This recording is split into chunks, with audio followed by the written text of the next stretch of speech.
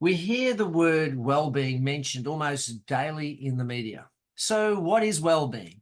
What are the physical and psychological factors that impact well-being? These are just some of the questions that we'll be addressing today. Welcome to Monday Matters.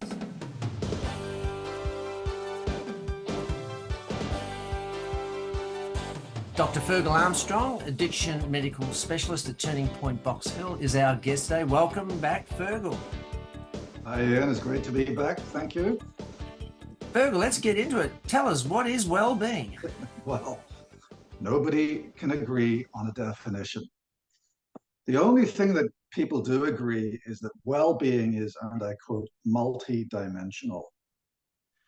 And various people have defined well-being for their own purposes. So if they're doing a research project on children, then they'll define well-being in that regard. Whereas another group might be researching well-being in the elderly, and they'll define it according to their needs. So there is no consistent, overarching, agreed definition of well-being. So in the absence of that, I'm going to offer you my own definition of well-being, and that is, firstly, a used pair of running shoes in the front room in the hallway, an empty medicine cabinet, and not knowing who your doctor is. But on top of that, I would also say that it's enjoying Sunday lunch with friends and family, looking forward to going to work or a hobby or a meaningful activity on Monday morning, and the absence of substances. That's just my definition.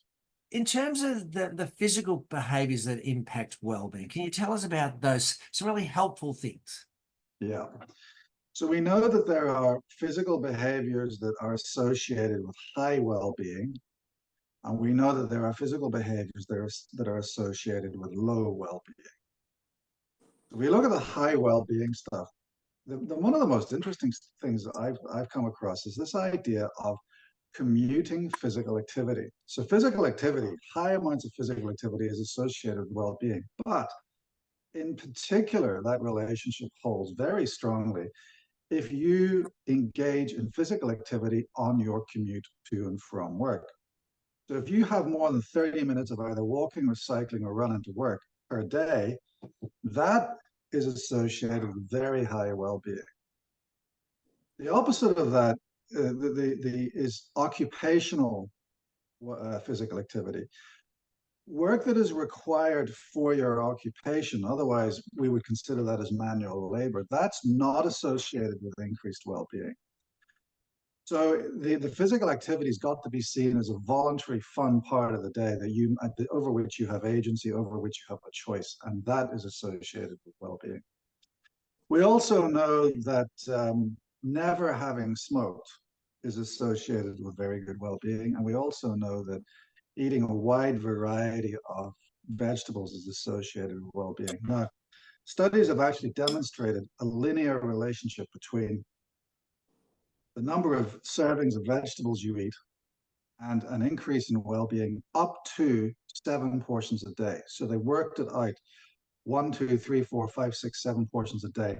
Each incremental step increase is associated with an increment in well-being. Now let's look at the factors that are associated with decreased well-being. Well, that includes being sedentary, watching TV, screen time, or playing on the computer, and alcohol. Harmful patterns of alcohol is associated with decreased well-being. So we've got the physical factors of what is associated with well-being. So, okay, let's move to the psychological factors that influence well-being. Tell us about that space. Well, I think, well-being's got to be defined as not just the absence of mental illness, but it's got to be defined as the presence of some kind of life satisfaction and a positive regard for one's health and one's emotions. And to that effect, it's very useful to consider emotional and mental health well-being according to the model that Seligman developed called PERMA, P-E-R-M-A. So P stands for positive emotions, E stands for engagement, R stands for relationships, M stands for meaningful activity, and A stands for accomplishments or achievements. And we'll go through all of those. So positive positive emotions. So you actually need three positive emotions, three positive thoughts to counteract one negative emotion, one negative thought. That's roughly the ratio. And it demonstrates the power of negative thinking, automatic negative thinking, which is the target of multiple therapies, including cognitive behavioral therapy. And so the question then becomes, well, how do you develop positive emotions, positive thoughts? There are various exercises that you can do, but just to name a few, you can express gratitude. You can write yourself a gratitude letter. You can write others a gratitude letter. You can express thanks. You can do an act of kindness. You can count your blessings. And I suppose really it's all to do with optimism. You know, when you're looking at your situation, and sometimes it's dire, it's always possible to be grateful for something. I mean, even you know, even people in the concentration camps were able to be grateful for something. I'll never forget that one lady was grateful for the fact that she had hair lice because it meant that when they were in the cabins in the concentration camps, that the German soldiers wouldn't want to go in and annoy them when they were praying. So even in the most dire of circumstances, it is possible and in fact vital to actually be grateful for something and try and have those positive emotions. That 3-to-1 ratio is really important. And actually, optimism is associated with a higher walking speed, which is associated with a bunch of downstream benefits. So let's look at engagement. You've got to actually be part of something greater than yourself. It can be a club, a society, an organization, a following, a spiritual belief system, a church. But if you really feel that you are on your own, that is a hiding to nothing. You need to be part of something bigger. And however you choose to define that. So for instance, what we're doing here, Monday Matters, I think that's a fabulous example of being engaged in something bigger than oneself. And that's why it's such a pleasure to be here and speak to you today for me. Then we have relationships. Now, relationships actually are the cornerstone of our emotional health. And so I'll just give you one example of relationships. There's a kind of a new movement coming out about mitochondrial health. So mitochondria are the little tiny structures within all our cells that generate energy.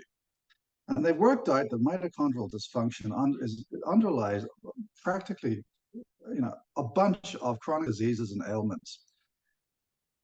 And in particular, alcohol use disorder. If you have a binge on alcohol for a couple of days, you have mitochondrial dysfunction. But meaningful relationships can actually help reverse the mitochondrial dysfunction associated with alcohol binging. So that just demonstrates the power of relationships. And if we think about a disconnection from relationships, we then see that a disconnection from self, from our childhood, from spirituality, these are all potential causes of depression. Then we go to M for meaningful activity. So meaning, feeling as if the work that you do is purposeful, worthwhile. That is specifically associated with the reduction in Alzheimer's, stroke, heart attacks, suicide. Need I say more? Having a meaning in your life makes you live longer and makes you live better. And then the A for achievement. Feeling as if you've accomplished something, being able to sit back and reflect on the fact that you have risen beyond your own expectations, you have perhaps achieved your best self, gives you it's like the halo effect, because if I'm good at this, then I can be good at everything else, which then sets up an optimistic point of view that will allow you to meet challenges head on. That's a very quick run through, Perma. I just want to dig a tiny bit deeper on what's happening physiologically. Say that you've given the examples of connection, Monday Matters, but in Melbourne, for instance, we've got the cafe culture. And, the number of times we're meeting with people over a coffee, just to have a chat. What's happening in our minds, in our systems, that it's an advantage because of that? And even in the conversation and being able to talk to somebody, there's lots of things going on behind the scenes. So fundamentally, sitting together in a group reduces stress and increases what we call vagal tone. And the vagus nervous system is part of that nervous system that allows us to relax and de-stress. And a reduction in stress and an increase in vagal tone is associated with multiple benefits, and on a biochemical level is associated with reductions in inflammatory markers, reductions in cytokine molecules, a change in the way that our immune systems function, to convert from a reliance on the innate natural immunity to acquired immunity. These are all downstream benefits of reduced stress and increased vagal tone. And then feeding into that, this sense of purpose, being in a group gives you a sense of purpose and meaning. And again, if I could just mention purpose one more time, we need to understand the difference between eudaimonia and hedonia. So hedonism, hedonia, and eudaimonia. Eudaimonia is that satisfaction of having met or being engaged with your purpose in life, whereas hedonism is just pleasure. And I don't know if you watch movies, but the Terminator series of movies, Sarah Connor is overwhelmingly dominated by a sense of purpose, but she's got no fun in her life, right? Whereas in Animal House, the character Bluto, played by John Belushi, he's got pure hedonism in his life, but has got no purpose. And so really, I think what we need to do is strike that balance between hedonism and eudaimonia and get that balance where we can have fun, but we do have guiding us an overarching sense of purpose that we can share with others over a coffee in Melbourne. Yeah. So, and you've really touched on my final question in some ways already, but the overall impact of a positive state of well-being, how would you sum that up? Yeah, I mean, well-being has been proven to be associated with a reduction in mortality. The opposite of well-being, a lack of well-being, has been proven to be associated with an increase in mortality. So, for instance, we know that there's a 62% increased risk of dying over 10 years if you don't have well-being. It's also been associated with a reduction in what we call comorbidity, so a reduction in illness. So these illnesses might not kill you immediately, but they impact upon your functioning. So there's a reduction in things like heart attack, stroke, Alzheimer's disease, dementia, suicidal behavior. It's all of the negative aspects of the absence of well-being feed into this, and they're all reversed by the presence of positive well-being. So I think to conclude, it's important to understand that we're talking about something that's not the absence of a mental illness, not the absence of a substance use disorder, but it's something more rich than that. It is a flourishing, it is a mental state and a physical health that allows you to be your best self. And I go back to the original definition. Not knowing who your doctor is. Well, I'm actually saying that I'm a doctor. I'm saying the best state of mind is to not know who your doctor is, but still have an empty medicine cabinet and still be able to exercise appropriately and still be able to socialize. I give the Sunday lunch as an example, and still be able to engage in meaningful activity and have the absence of substance use. Now, I'm an addiction medicine specialist, so I passionately advocate for abstinence. But so I'm just going to say one final word on abstinence, that I know that well-being contributes to abstinence, and I know that the absence of well-being causes this psychic pain that leads to using substances as an escape from that pain. So if I could actually bottle well-being, I could make a fortune. I could sell it to all my patients and say, you drink this and you'll be cured. But really the solution is love. The solution is actually all of us coming together and being there for each other. Ferghal, that's been really insightful today, and I'm always in awe of the work that you do. We really applaud you for what you're doing at Turning Point and wish you well. So thank you very, very much for being a guest here at Monday Matters today.